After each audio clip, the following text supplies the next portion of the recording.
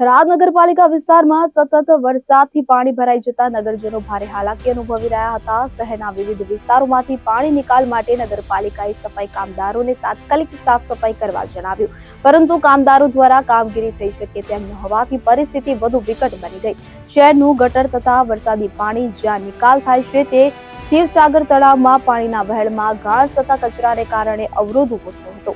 આ સંજોગોમાં નગરપાલિકાના ચીફ ઓફિસરે ફાયર બ્રિગેડને જાણ કરી ફાયરનું કામ ન હોવા છતાં માનવતાની દ્રષ્ટિએ નગરજનોની સુખાકારીને પ્રાથમિકતા આપતા fire officer Virambhai Rathod, leading fireman Dhanjibhai અને તરવૈયા સુલતાન મીર તાત્કાલિક મેદાને ઉતર્યા। ત્રણેય બહાદુરોએ જોખમ વચ્ચે ગંદા પાણીમાં ઉતરી ઘાસ તથા કચરો દૂર કરી પાણી નિકાલ સુગમ બનાવ્યો।